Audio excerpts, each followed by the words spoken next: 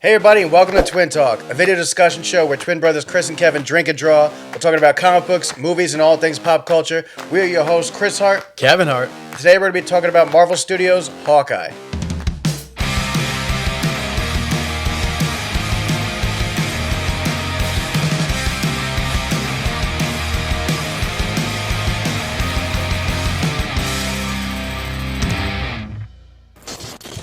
Stick around to the end of the episode to see how our drawing of Hawkeye came out. And if you like what you see, subscribe to the channel for more content. This was probably my least anticipated of the Disney Plus Marvel television shows. This turned out to be a huge surprise. It really was, I think, the most entertaining throughout. Started a little slow. I was a little worried with episode 1. I was like, this is cheese. Turned out to be one of the best, my favorite shows in the Marvel television. I've heard a lot of people talk negatively about the pilot episode. And honestly, agreeable. For me, I actually thought it really worked. I know there's a huge complaint because Hawkeye's not even in the first episode until the last 30 seconds when he discovers Kate Bishop. It's more like the Kate Bishop show. I think that opening sequence works really well of Kate in her rich apartment, and they see the event, the Battle of New York in 2012. Avengers, yeah. Yeah, and I remember seeing, like, she's, like, playing with her dolls or something in her room, and you see, like, the Chitauri going by, and I was like, ooh. Yeah, like the giant space squid going. I was like, ooh. I remember being like, that's cool. Yeah, very cool. And then to see Hawkeye, Clint Barton, holding his own, man. Like, kudos to this guy. It's a honest question. How could a guy with a bow and arrow keep up with a god, a man in an iron suit, a super soldier, like, and he holds his own. And this show really he actually showcases even, like, that. Says that in Age of Ultron. He's like, I have a bow and arrow. Fighting an army of robots. He is very underrated. Hawkeye's always been underrated. He's a great character.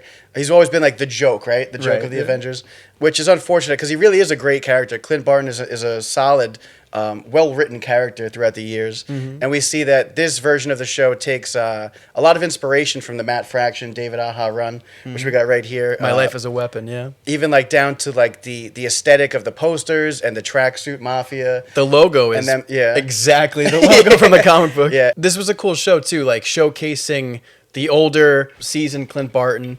Really loved him in the show. And then also kind of passing the torch to the new Hawkeye, Kate Bishop. I fell in love with her for multiple reasons.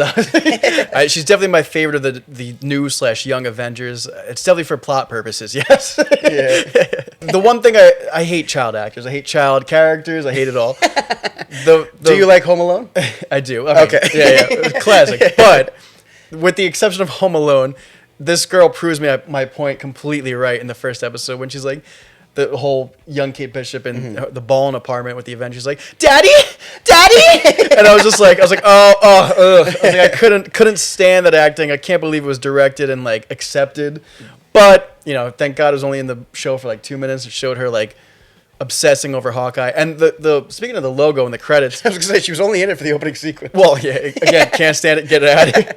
But we had that kid that for the entirety of the plot of Iron Man 3 that's just like lives alone. His parents are nowhere to be found. He's got Iron Man in his house. Right. Did I ever say I love Iron Man 3? we hate child actors. Yeah, exactly. There's a reason they do drugs in their teenagers.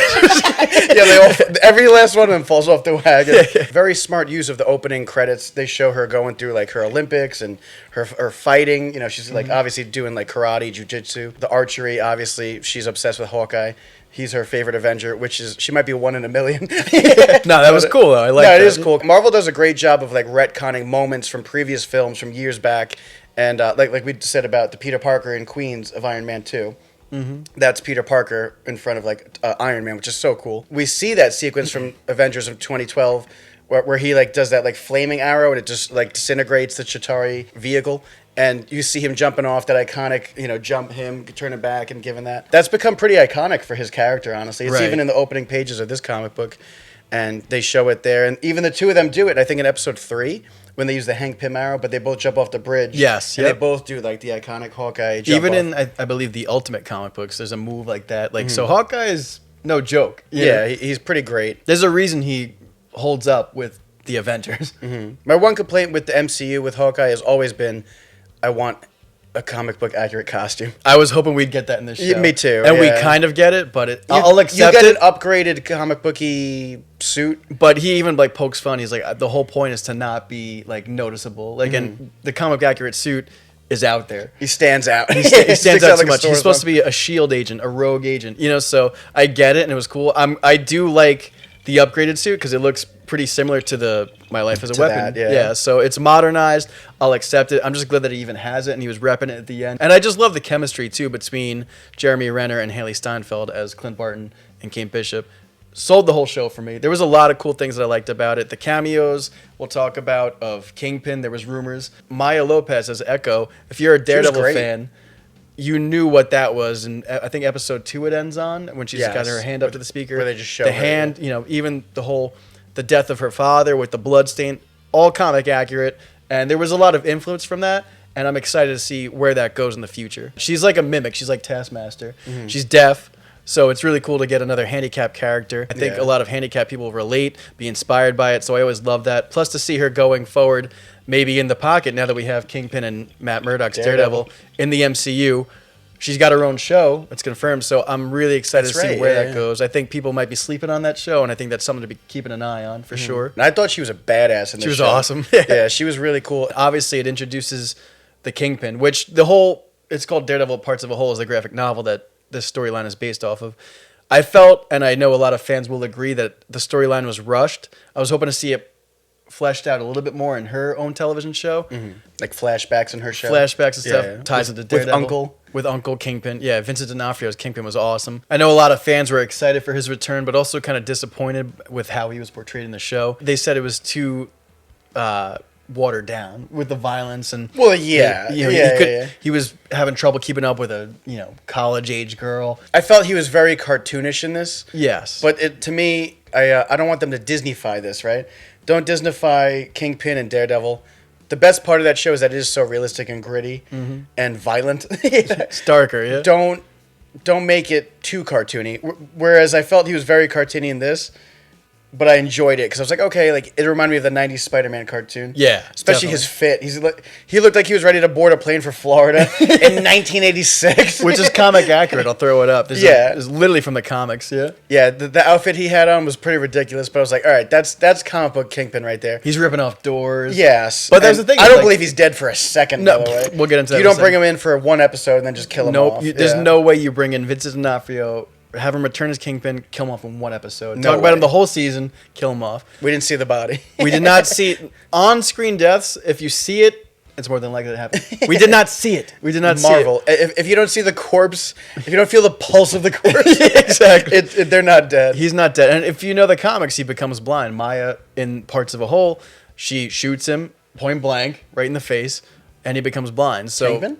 Absolutely, wow. Yep. So I got to read this book. You got to read it, man. Fans got to get on top of it. Kingpin is not dead. You heard it here first. It's a comic that's been out for like 10 years. Every YouTube channel's like, he's not dead. We're just like, we're the first ones here. Breaking news. Breaking news. No, but he's definitely going to be back. Can't wait to see him, what they're going to do with him with Echo or Daredevil. Especially since we last left off Daredevil. Daredevil beat his ass. Beat the crap out of him. He's like, I beat ya. And he said, just stay away from me. Like, don't even show your face again. Yeah. And now, obviously, he's resurfacing. I feel like, obviously, this show wasn't a Daredevil show. It wasn't an Echo show. It wasn't Kingpin show. It was Hawkeye with Kate Bishop and Clint Barton. So I'm glad that they kind of sidelight them for the benefit of the actual show's purpose. And I saw a lot of people complaining that they didn't like the Tracksuit Mafia. I loved them. They were very cartoonish. They were cheese, but that's the point of them. Like them saying bro over and over again. The fact that they all wear tracksuits is ridiculous. They're buying tickets to Imagine Dragons. Yes, 5. Yeah, you already know they're the worst class of criminal. I buy into the Tracksuit Mafia because they're so out there. It's like, okay, that's a very like indie comic book move. Very indie. And to me, it pays off well in the show because they do use them for humor and they are buffoons.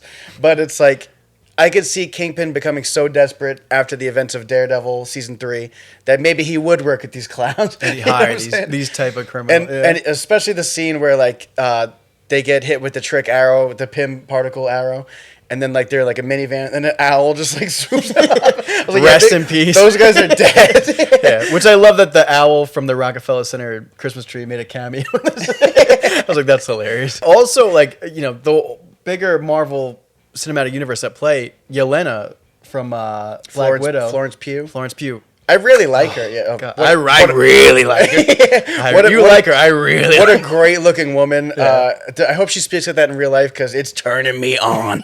Kate Bishop. The way she ate that mac and cheese. Ooh, the mac and cheese. Macaroni in the pot. In all seriousness, that blip scene got me. I was like, wait, what happened?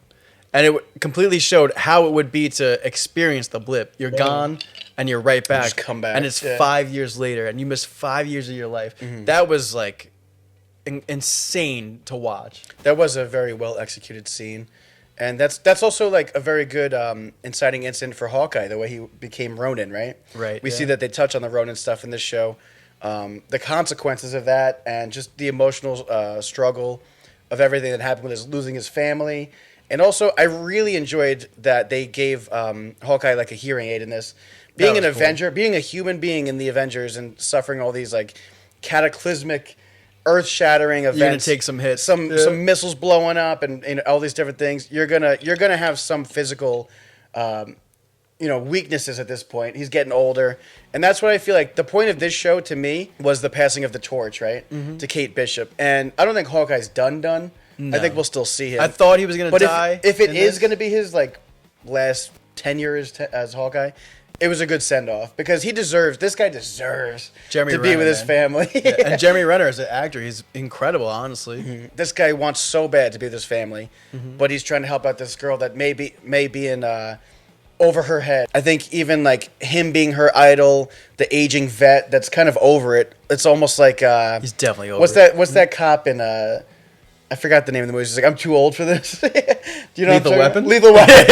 He's like, I'm too old for this. That's how like Clint Barton felt in this. He's just like, you could just tell that he's just so over it. Even at Rogers the Musical, which I love, by the way. The fact that Marvel put in that level of like execution, right? They literally made a play for a show.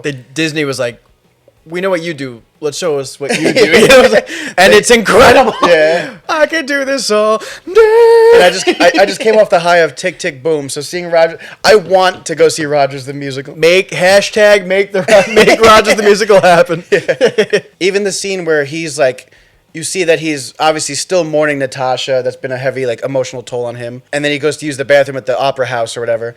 And you see that someone wrote on the urinal, Thanos was right. He even has a coffee mug that says Thanos was right. This guy is so over it emotionally.